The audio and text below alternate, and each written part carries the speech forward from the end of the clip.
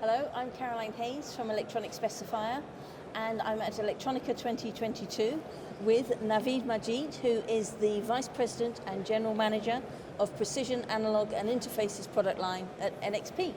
Welcome, Naveed. Thank you so much. Pleasure to have you here.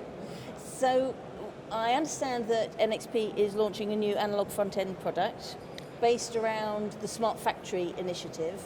But can you tell our viewers a little bit about the Smart Factory, what it is, what it's going to do?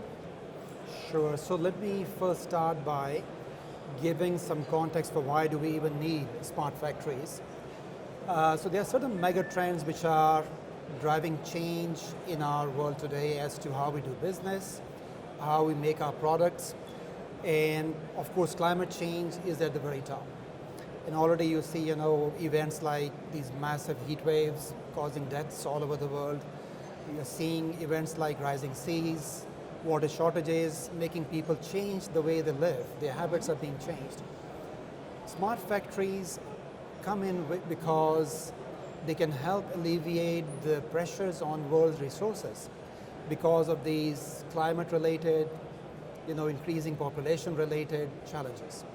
Smart factories will be more efficient. Smart factories will be a lot smarter in how they go about making their products. The goal here is that there's very minimal downtime to the factories, that you can have continuity of supply so your population is always supplied. So as we look to a smart factory, one of the key factors which will help here is artificial intelligence. It will have a bigger and bigger role to play in these factories. Let me also mention that whereas on the one side we're talking about a population explosion happening, we recently reached across the 8 billion mark, for number of people in the world. And we're now looking at 9.7 billion people by 2050 timeframe. So it's a massive, demographic change which is happening. At the same time, as the technology is advancing, you're also not finding enough qualified workers. So by 2026, or really 2030, the lack of these qualified workers will grow to roughly about 80 million workers. This is a huge challenge, being faced by the factories empowered by these more advanced technologies. So how do we address all these challenges, right? So smart factories will be more resilient, will be more efficient, they will employ more robots, they will employ more artificial intelligence concepts. To be more specific, they will be reconfigurable. They will be almost becoming software-defined factories. They will have features like predictive maintenance, where before a machine actually fails, you will be able to predict that, hey, this machine is getting in trouble, it needs service, take care of it before you have a catastrophic failure. Smart factories will also address, which is something I will not talk about too much, but they will also address the challenge of, cyber threats, They will be more secure. Security will be built into these factories more as a part of the design of the factory as opposed to an afterthought, right? So quite a few advancements will happen in these factories to make them more efficient, more resilient. Now, where does analog front end, come in to help make it all happen? I talked about reconfigurability. So imagine a factory, which was making, an automotive which had an internal combustion engine. Now this factory has to move to making an electric vehicle. It's a significant change. Now, a traditional factory will have to go down probably for a very long time. We'll have to reconfigure, many of its systems, many of its controllers to make it happen.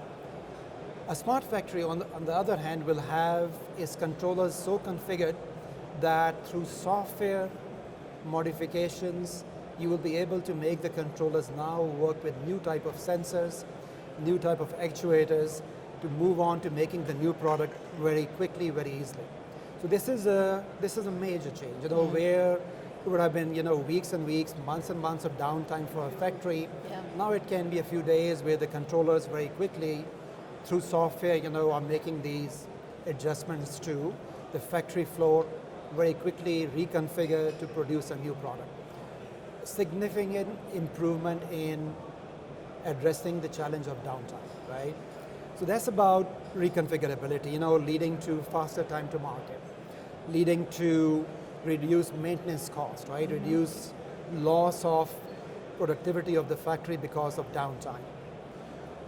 Predictive maintenance is another big opportunity.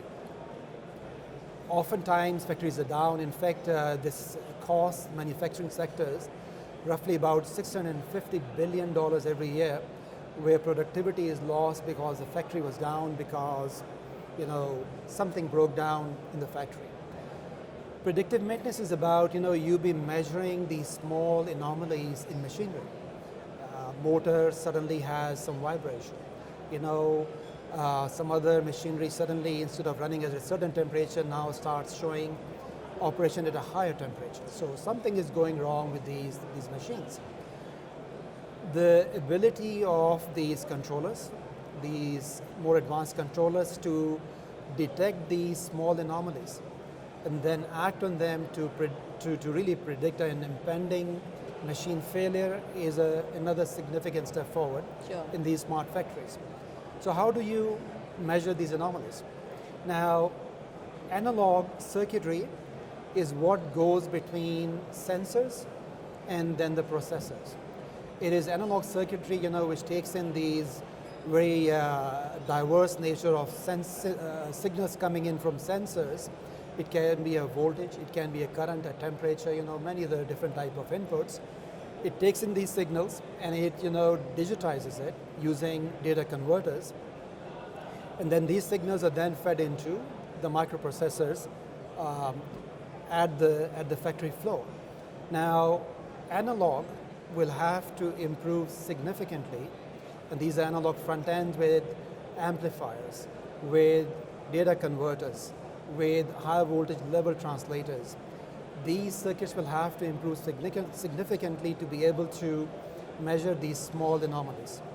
Like I said, they can be in the form of a small leakage current. They can be in the form of a small increase in a certain voltage or a temperature. Now, you have these anomalies coming in the presence of large signal data. So to be able to differentiate between what is the good information mm-hmm. and what is really trying to tell you, hey, I'm a machine which is getting sick, it's a challenge, and analog will really have to improve significantly in order to be able to deliver that. And this is where NXP's new analog front end comes in. Okay. It has built in significantly more enhanced capability to exactly enable that. Now, NXP is also offering processors, and these processors are processors at the edge, which in other words means processors on the factory floor itself, mm-hmm. where these processors have built-in AI, artificial intelligence, machine learning algorithms into them. So the digitized information coming from analog front end into the processor is then used to identify potential problems in machinery. And these powerful algorithms come in to make those decisions. So let's say a decision is made that a motor's bearing is about to fail because the vibration has increased in the motor or the temperature of the bearing is going up. Now the processor can alert the maintenance staff in the factory, hey, this motor may fail in, I don't know, a week or 10 days. The maintenance staff can now come in. They can plan a downtime for the machinery, fix it, as opposed to now the motor having a catastrophic failure, which can then lead to a much more significant downtime for the factory. So also, it pinpoints the problem as well, because the factory line may stop, but you're not quite sure which bits caused it, whereas with predictive maintenance, you know exactly where to go, pinpoint the problem. Excellent point, excellent point. I remember that to use it next time. You're welcome. So, yes, absolutely. This is a significant step forward again, as far as the smart factories are, what they can already are achieving now and still will achieve more as we look to the future. So I talked about these improved analog front ends. I also talked about these improved processors, the more powerful processors on the edge as opposed to sitting in the cloud, Yeah. which are now implementing artificial intelligence, machine learning at the edge. The combination is very strong. And as we develop these analog front ends, we also work with our partner business line, edge processing within NXP to develop really a system solution. Okay, so where it is our analog front end, it is also our processors very targeted towards industrial market, and we have put together these solutions with the right drivers, with the right software support, so a customer can pick up these, let's say, very elaborate system solutions, and you deploy them into their factories very quickly. So it's a nice collaborative effort to create a powerful system solution to offer to the market. So let me say a few more words about the analog front ends. I talked about software configurability. You know, analog, you don't think software when you think analog, right? Yeah. But what we are doing over here is that the analog front end has these inputs, for example, coming in. These inputs will be reconfigurable through software to maybe measure a current, or maybe measure a voltage, or maybe measure a temperature. So different inputs can be adjusted for the same input over software. Now, you do that, and now let's say a sensor which was connected to that input, which has been now modified, can very easily work with the reconfigured input on the analog front end to do the right function. So this software configurability, almost leading to a software-defined factory, is a powerful feature here.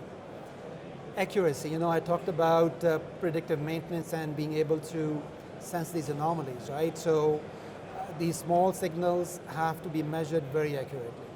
They have to be measured very repeatably. You cannot have that you make one measurement, and it tells you, you know, a certain number, you make a second measurement on the same input and you get a different number. Now, how do you make a decision, right? So, and you don't want to make a decision based on one measurement only. Typically, you'll make a few measurements, look at the statistical information, and then make a decision. So, very repeatable, very high accuracy, measurements are very important. High speed of data conversion, to be able to capture the data, is also very important, so that the data is captured quickly, it is then passed on to the micro, which then can make a decision in real time before really a bad thing happens, right? Then self-calibration, this is another feature that we are offering in our analog front end. You want the front end to be literally calibrated over its lifetime. If it loses calibration, which is typically what happens in the state of the art today, the machinery has to be stopped. It has to be recalibrated. So there's cost here, just in recalibration. The cost here in downtime for the machinery. Maybe the factory itself has to stop.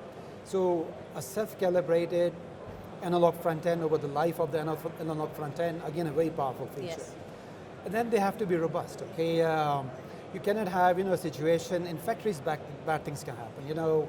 It can be as bad as you are, let's say, an oil field and you have a lightning strike, and this high voltage gets to your controllers and now they are burning up because they cannot withstand high voltage. So these analog front ends have to be able to withstand high voltage. Miswiring, again, a fault which may lead to high voltage arcing. I talked about a lightning strike. All these things should be manageable by these analog front ends. So they have to be very robust. So all these things, we have built in our analog front end. Okay. So it is a very highly integrated solution. In, there's one piece of silicon. We have added many, many of these features. Mm-hmm.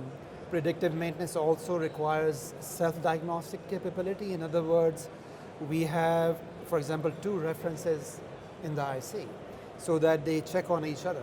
If for whatever reason one reference is going bad, the other reference, compares it to the other the first one, and now something is deteriorating in the IC itself.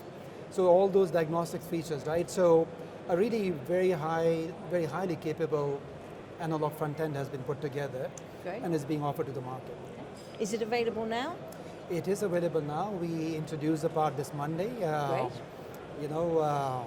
It was a few years in the making, so I'm really very happy and very proud that our product line has been able to achieve this big milestone, and this is really a family of parts. Okay, so what we have introduced is an analog input, analog front end, and it is a family of parts. So over the next, let's say, by January, we will introduce a second of this family. In another year's time, there will be two more of this family which will be introduced as well. So it's a family of parts which are being introduced to really address the more specific needs of different target applications we have. And then now we have another part which is beginning to sample as well, which is a universal part. In other words, it can make input measurements, it can also make output measurements as well. So it's even more capable than what we have introduced presently in the market.